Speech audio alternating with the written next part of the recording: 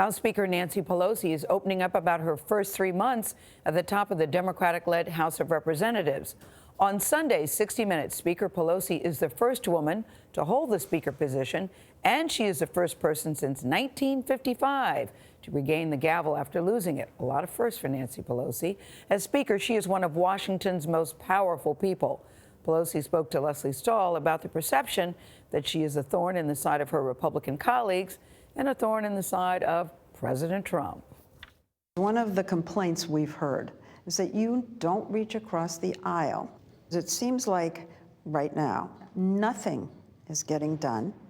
You pass things, whatever it is, dies in the Senate. Well, it hasn't died. Nothing's died. We were only together 100 days. The fact that we even passed them in the House is a victory. Let's figure out the places, figure out where we can find common ground. There's always been bipartisan support for Dreamers, bipartisan support for gun safety, bipartisan support for infrastructure.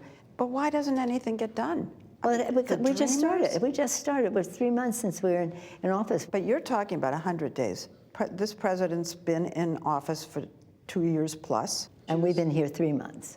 Hey, may I introduce you to the idea of the power of the Speaker is to set the agenda. We didn't have a Speaker who would bring a gun bill to the floor. We didn't have a Speaker who would bring a Dreamers issue to the floor. We do now. And that's a very big difference. The power of the Speaker is awesome. Awesome. Yeah, she was making a point there, Leslie Stahl, who joins us at the table. You know, there are many people who thought, you know, her time is done. Maybe it's time for new blood, young blood.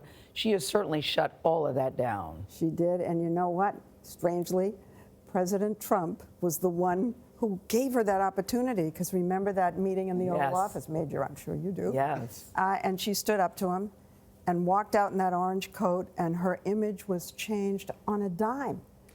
With the public, I think they knew how tough she was in the Congress, but this was a moment that was transforming. And her part about the power is about setting an agenda that is different than the agenda in the first 2 years of the Trump administration. And you can't get everything done, but you can raise new questions and force the opposition party, in this case Republicans, to at least have to respond at some level, which is a predicate for the conversation we're going to have in 2020.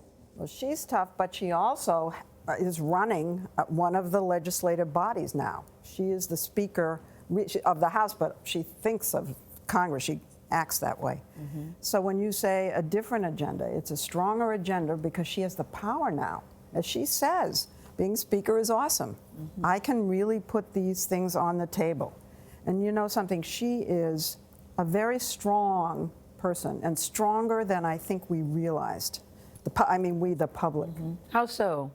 Well, because look, just watch how she stood up to me in this interview. Whatever I asked, I was just swatted down in a nice way. That's the other thing about her. She's both powerful and she's very feminine. She dresses like a girl, like a woman. Mm-hmm. And she, in a way, wants to show everybody that you can be steely tough and feminine, and there's no contradiction there. They're the same thing, and she's going to show you. And there's also a sense I get that in this second time around, she views the job and her role differently and in a place of more strength than she did the first time. There's no question. She says that she sees herself as equal to the president because the legislative branch and the executive branch are co-equal. We're a fractured country at the moment. We're also fractured in Congress. Republicans control one chamber. She is leading the other. But her party as well also has divisions. What did she say about healing those? Well, she says we're unified, what she says. Yes, well, case closed. Yeah, all right. Case closed. Even as they're nipping, the left is nipping at her. She brought in 43 new Democrats from Republican districts. And she knows she has to hold them. She can't allow those districts to flip back. And they're more centrist or more conservative, whatever. And so she needs to bring the left, the far left, the socialists in her caucus. She needs to make sure that they don't jeopardize those seats. She acknowledged there are socialists in her caucus? She might take issue with that. She said 5. Yeah. Five. She and I knows said, the no, number. No. Well, there's it's confusing. Yeah. There really are only 2 or 3 socialists. Yeah. And then there are progressives.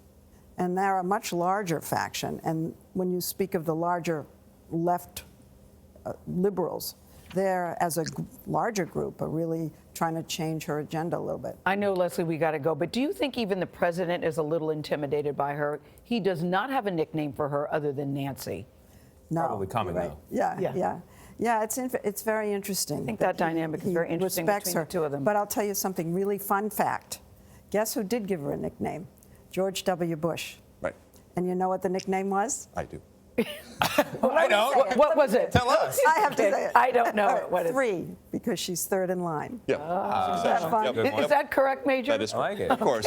Leslie says it. It's correct. Ladies and gentlemen, let's just say that. Thank you, Leslie.